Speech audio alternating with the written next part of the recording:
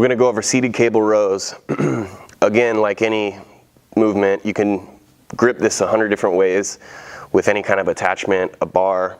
You could do this with a straight bar, underhand or overhand, kind of like we were just pulling the barbell rows.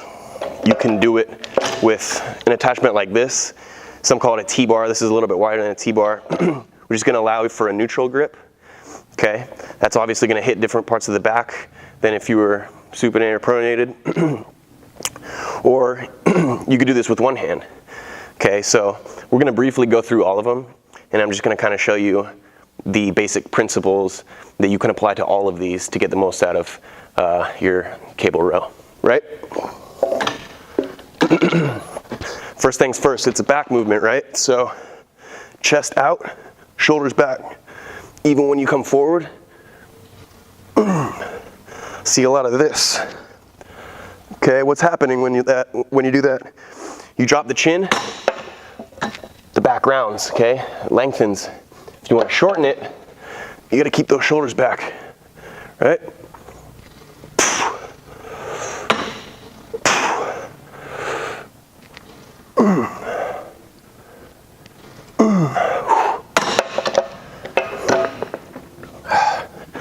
So that was a neutral grip or a T-bar.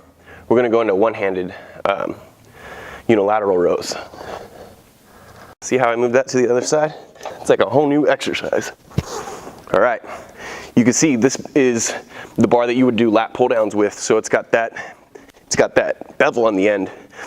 That's a good place to hold this when you want to do more of a rear delt type row. Now, you can see my elbows leading the way. A good rule of thumb is wherever my elbow is pointed, that's the part of my back that's going to be working, okay? Just the same if I was pulling down, okay? It's going to work my lat. If I was pulling up, like a upright row, well, now I'm going to work my traps and my rear delts a lot. Okay, so we just went from back movement to rear delt movement. So ultimately, you know, the slightest difference could mean hitting a completely different muscle. Underhand, same grip, same width as when we did the barbell rows. Practically the same principles and the same cues. I'm trying to keep my lower back strong, trying to keep that chest long, and when I contract it, pull my shoulders back as hard as I can, okay? I'm not swinging. This isn't a rowing class, okay? Slow the weight down. When you slow it down, it takes all the momentum out. That's a good thing. Guys, keep in mind, you're gonna make the physique change the most by making everything as hard as possible on your muscle, on your cardiovascular system.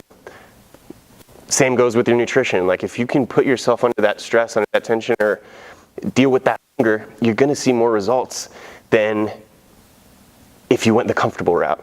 Does that make sense? So next time it starts to hurt a little bit and you wanna duck out and rack the weight, don't get mad that you didn't get any results that whole year because you know exactly what you have to do.